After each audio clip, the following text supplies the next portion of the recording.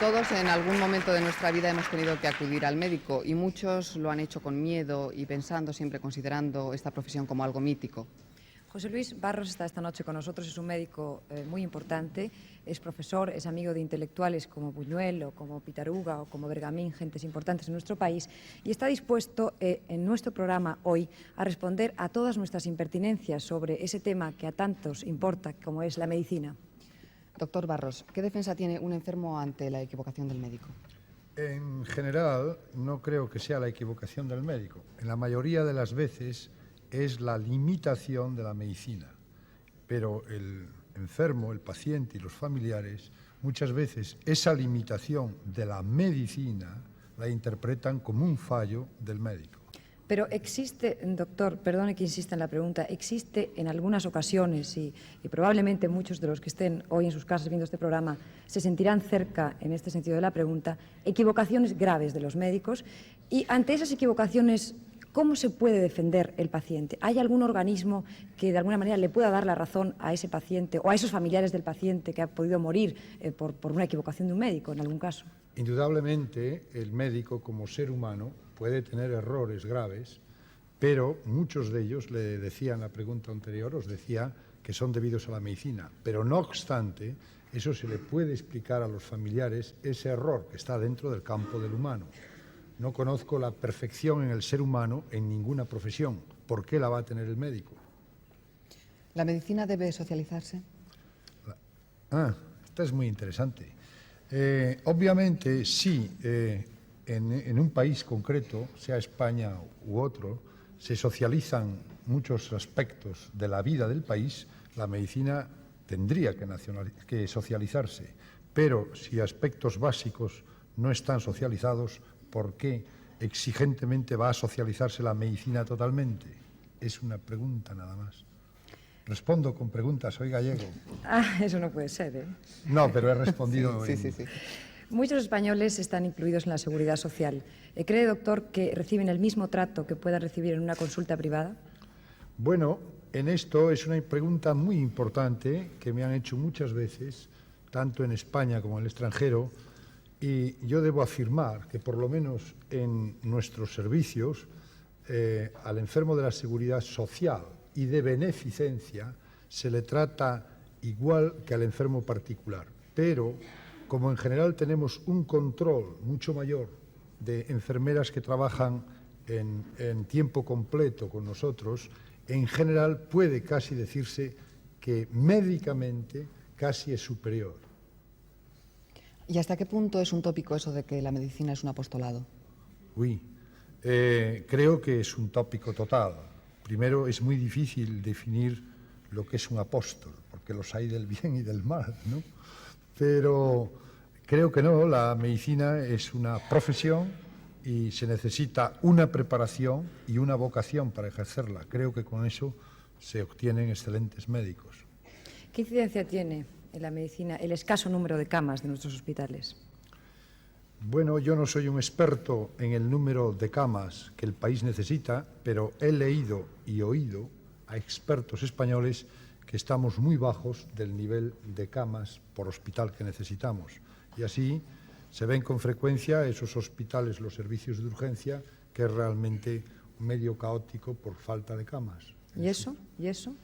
Pues es que faltan, al parecer, faltan evidente camas en el país. Lo que ocurre es que de alguna manera necesita una explicación el que falten camas en un país, ¿no? Bueno, pues la explicación es que la medicina aún es muy pobre, es decir, la Seguridad Social ha hecho una labor muy importante, pero aún no lo suficiente para compensar una medicina aún no adecuada a la que el país necesita. El país ha tenido un desarrollo muy importante que la medicina no ha podido tener al mismo nivel, porque es un problema económico y además de planificación. ¿Y hasta qué punto puede llegar a endurecerse un médico ante el dolor ajeno? Yo creo que el médico, con los años, yo que tengo algunos, creo que al revés. Esa pregunta también me la han hecho muchas veces y creo que el médico al revés es mucho más blando en el ejercicio profesional conforme tiene más experiencias y recuerda perfectamente todos los dramatismos que ha vivido. ¿Usted cree que existe el divismo en la medicina? Sí, creo rotundamente. y me opongo a él totalmente. Creo que un gran daño que hace en la medicina es un pseudoelitismo y unos pseudo médicos elitistas que creo hacen un gran daño a la profesión. Para ello es necesario tener una mentalidad muy actual en los hospitales y en los centros de enseñanza. Se la hacen algunos centros, pero aún no es muy popular en todo el país. Por tanto, aún existen médicos, creo yo, que se podrían tildar así, aunque yo no califico a nadie porque no sé yo ni exactamente dónde estoy. Doctor, ¿cuál es el problema más grave de la medicación excesiva? El problema, dos puntos importantes. Medicación excesiva. Si la medicación para un enfermo es necesaria, que sea excesiva en cantidad o en cualidad, debe hacerse, siempre que sea racional.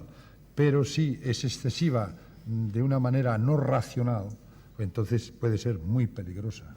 Pero no es cierto que muchos enfermos acuden a una consulta y si el médico les dice que no necesitan tomar o unas pastillas, unas inyecciones o la medicina que sea, ¿ese médico para estos pacientes pierde credibilidad?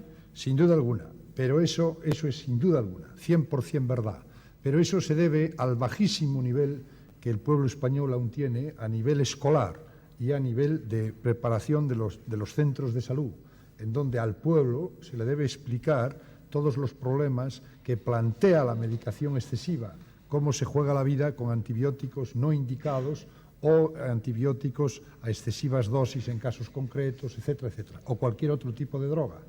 Pero en este sentido, perdón Isabel, en este sentido yo no creo que el pueblo español sea responsable de eso. Es decir, en todo caso sería consecuencia de una publicidad o de una campaña. El pueblo español en absoluto, quizá me haya expresado mal. Es la educación que ha tenido y la educación que tiene a su alcance, que es muy pobre, así como a niveles de centros de control de salud, en donde a todo el mundo se le debe explicar los pros y contras que tiene la medicación, etcétera, etcétera, y todo lo que implica la salud de un ser humano. Esas visitas al médico que son tan rápidas, ¿realmente en 2 minutos se puede diagnosticar? En ocasiones se puede enfocar un proceso, en un tiempo muy corto, pero en otras ocasiones no es posible. Eso sería aclarar casos concretos y posiblemente o no podría contestar. Y hablando de usted, doctor, que es un doctor muy importante, porque no crean que hemos traído a alguien que no conoce a nadie, sino que es un doctor muy importante, ¿cuál ha sido la operación más dura, más difícil que ha llevado a cabo en su vida? Bueno, en primer lugar, esto me interesa si sirve para algo de enseñanza a algunos de los oyentes. No existen operaciones difíciles, existen problemas que tiene el enfermo. La mayoría de los problemas se saben en un porcentaje muy elevado de casos antes de operarlos. Por tanto, en la mayoría de los casos los problemas se conocen antes y tratamos de tratarlos. Pero en otras ocasiones, raras, pueden surgir lo que se llama un accidente, es decir, una complicación inesperada. Y en ese caso no es que sea difícil, hay que tratar esa complicación. ¿Y el cansancio de los médicos por excesivo trabajo en el quirófano, eso puede resultar peligroso para el enfermo? Obviamente, si un enfermo o un cirujano ha operado durante muchas horas y no puede ser sustituido, eso encierra un riesgo, un porcentaje de riesgo no despreciable. Es decir, un cirujano tiene unas horas determinadas que están muy establecidas. Pasadas esas horas, es decir, con cansancio, el cirujano no puede rendir lo mismo, aunque en momentos difíciles, guerras, etcétera, los seres humanos, como en otras profesiones, han rendido y trabajado mucho más que lo que su equilibrada naturaleza podría dar. Doctor, ¿un médico recién titulado de nuestra universidad está capacitado para ejercer la medicina con responsabilidad? Oficialmente está capacitado, pero prácticamente no, rotundamente no.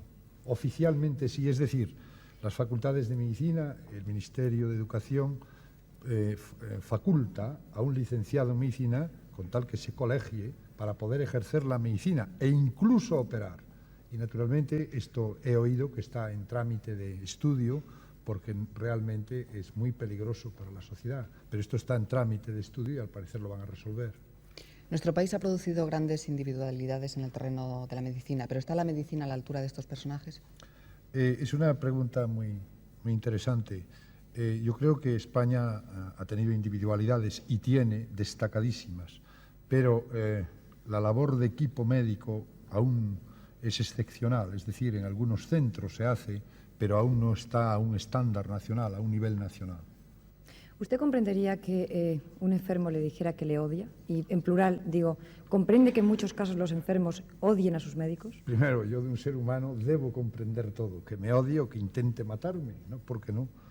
Pero en el caso concreto que me odie por un acto médico también lo puedo entender, porque en ocasiones un enfermo, aún en perfectas condiciones, puede quedar no convencido de cómo fue tratado.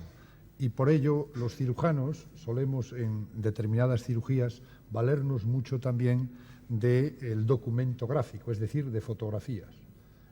Naturalmente lo hacemos como primer fin por medios médicos, de enseñanza, etcétera, pero en ocasiones también es para que el enfermo sepa exactamente qué lesión tenía, ¿no? Doctor, además de su actividad médica, también le hemos visto en ocasiones en películas de Buñuel, de Luis Buñuel.